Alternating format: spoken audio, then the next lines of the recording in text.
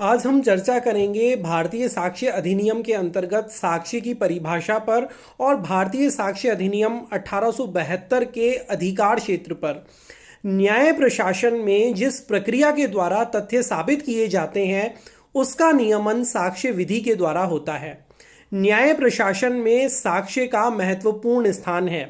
साक्ष्य के आधार पर ही न्यायालय किसी निष्कर्ष पर पहुंचता है। साक्ष्य के अभाव में किसी भी मामले में किसी भी वाद का निस्तारण असंभव है। डॉक्टर अवतार सिंह अपनी पुस्तक साक्ष्य विधि में लिखते हैं कि साक्ष्य विधि का कार्य उन नियमों का प्रतिपादन करना है जिनके द्वारा न्यायालय के समक्ष तथ्य साबित या ना साबित किए जाते हैं।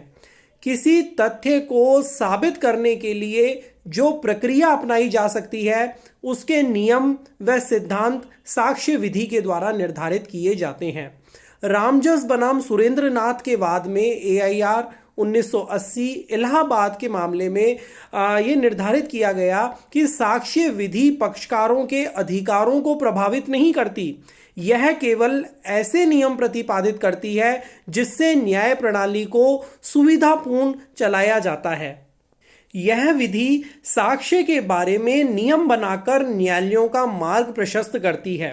साक्ष्य विधि प्रक्रियात्मक है जो दूसरी बातों के साथ साथ यह भी बताती है कि कोई तथ्य कैसे साबित किया जाता है। साक्ष्य एविडेंस शब्द लैटिन भाषा के शब्द एविडेंस या एविडेयर से व्युत्पन्न हुआ है, जिसका अर्थ है स्पष्ट रूप से दर्शित करना, स्पष्ट रूप से पता चलाना, साफ साफ निश्चित करना, अभिनिश्चित करना या किसी तथ्य को विधिक साधनों के द्वारा साबित करना। टेलर अपनी पुस्तक ऑन एविडेंस में स्पष्ट करते हैं कि बहस को छोड़कर वे सभी विधिक साधन जो किसी तथ्य को सिद्ध या असिद्ध करते हैं साक्ष्य कहलाते हैं। बहुत अच्छी बात टेलर ने कही है अपनी पुस्तक ऑन एविडेंस में कि बहस को छोड़कर वे सभी विधिक साधन जो किसी तथ्य को सिद्ध या असिद्ध करते हैं साक्ष्य कहलाते हैं। डॉक्टर अवतार सिंह के अनुसार साक्ष्य शब्द का अर्थ ऐसी वस्तु से है जिससे किसी विवादग्रस्त तथ्य को साबित या ना साबित किया जाता है।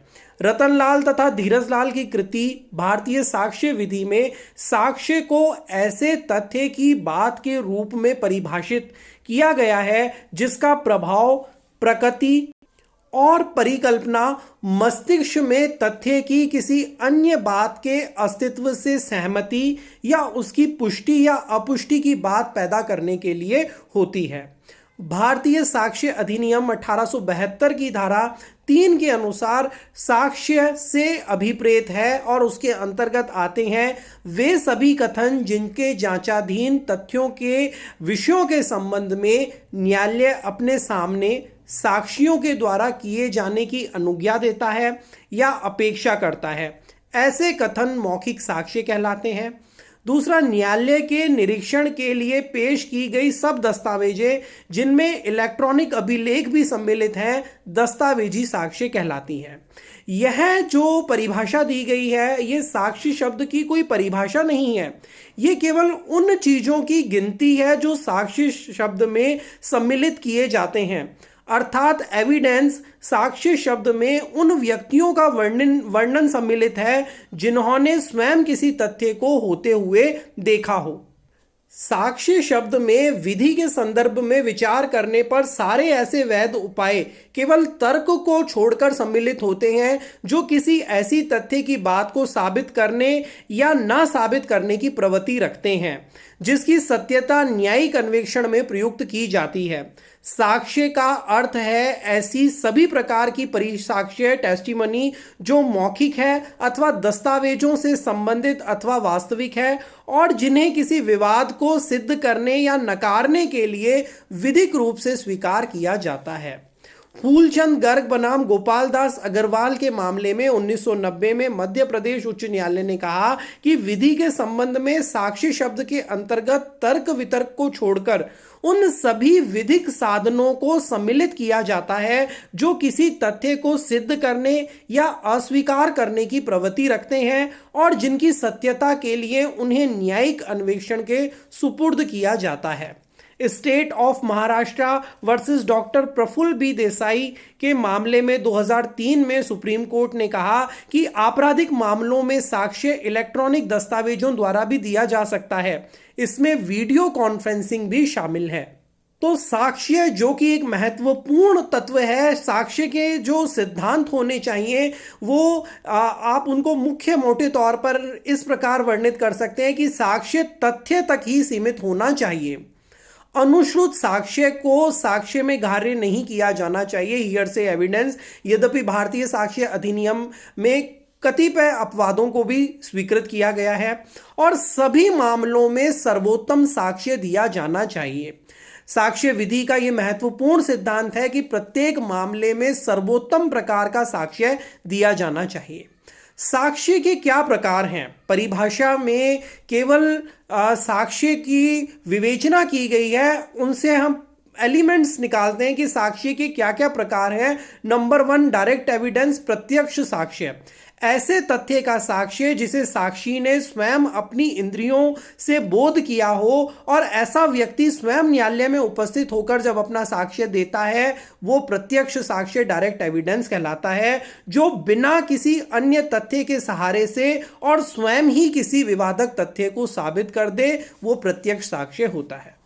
दूसरा होता है पारिस्थितिक जन्य साक्ष्य, circumstantial evidence.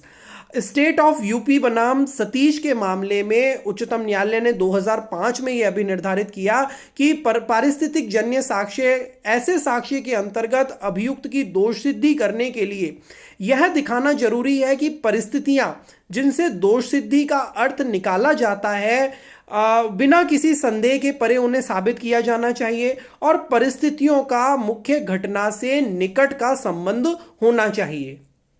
Hukum Singh versus state of Rajasthan के मामले में 1977 में माननीय उच्चतम न्यायालय ने कहा कि जहां मामला सभी तरफ से मात्र पारिस्थितिक जन्य साक्ष्य पर आधारित है, वहां दोषिता का निष्कर्ष तभी न्यायोचित माना जाएगा जब पारिस्थितिक तथ्य अभियुक्त की निर्दोषिता के अनुकूल नहीं है।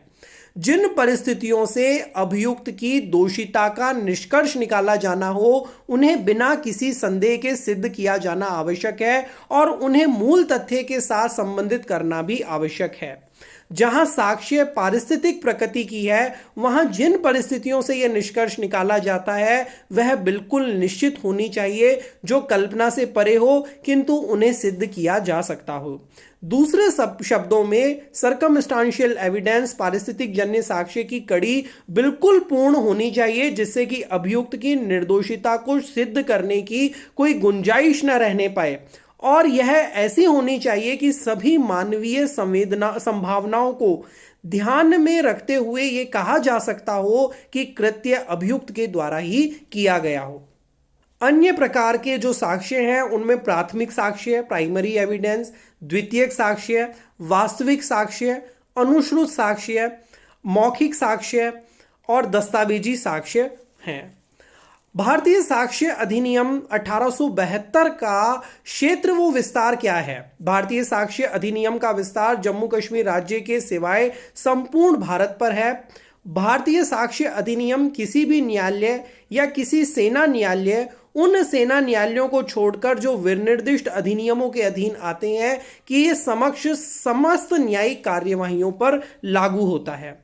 यह अधिनियम न्यायालय या ऑफिसर के समक्ष पेश किए गए शपथ पत्रों पर व माध्यस्थम कार्यवाहियों पर लागू नहीं होता है। तो भारत जो इस अधिनियम में भारत बताया गया है, भारत से अभिप्रेत भारत का राज्य क्षेत्र है जो जम्मू कश्मीर राज्य को छोड़कर संपूर्ण भारत पर है। न्यायिक कार्यवाहियां, न्यायिक कार्यवाही तब होती है जब जांच के लिए वाद के दोनों ओर से दोनों पक्षों को साक्ष्य देना हो, वह दोनों पक्षों को सुनवाई का अवसर मिलना चाहिए। न्यायालय, इस अधिनियम की धारा 3 के अनुसार न्यायालय शब्द के अंतर्गत सभी न्यायाधीश और मजिस्ट्रेट तथा मध्यस्थों के सिवाय साक्ष्य लेने के लिए वैध रूप से प्राधिकृत सभी व्यक्ति आते हैं। भारतीय साक्ष्य अधिनियम शपथ पत्रों पर लागू नहीं होता और भारतीय साक्ष्य अधिनियम 1872 माध्यस्थम कार्यवाहियों पर लागू नहीं होता। भारतीय साक्ष्य अधिनियम 1872 में कुल 167 सेक्शंस हैं, कुल 167 धाराएं हैं जो साक्ष्य विधि से संबंधित सभी महत्वपूर्ण सिद्धांतों का विवेचन करती है।